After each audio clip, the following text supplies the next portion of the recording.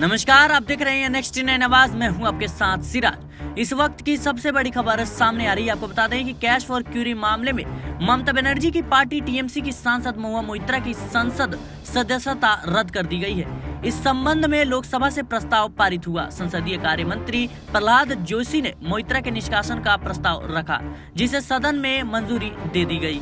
इस कार्रवाई का विरोध कर रहे सांसदों ने संसद में जमकर हंगामा किया। मोइत्रा के समर्थन में तमाम विपक्षी सांसद संसद भवन के बाहर आए।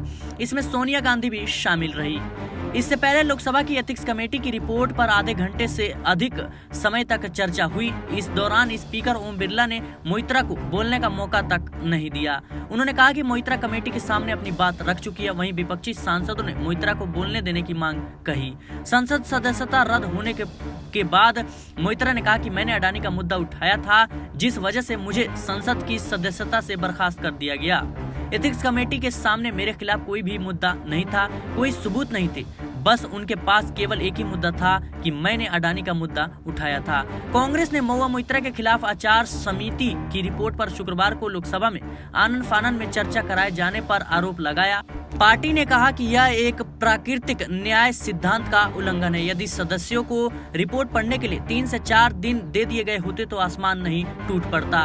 कांग्रेस की ओर से मनीष तिवारी ने कहा कि वकालत पेशे में 31 साल के करियर में उन्होंने जल्दबाजी में बहस जरूरी की होगी, लेकिन सदन में जितनी जल्दबाजी में उन्हें चर्चा में हिस्सा लेना पड़ रहा है, वैसा कभी उन्होंने नहीं देखा।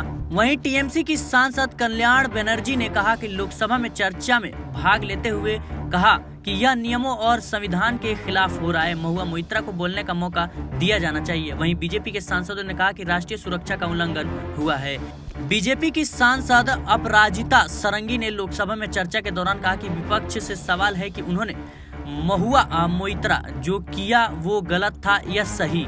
3 बैठकें हुई और इसमें महुआ मोइत्रा को समय दिया गया। मीटिंग के दौरान मोइत्रा ने बदतमीजी की।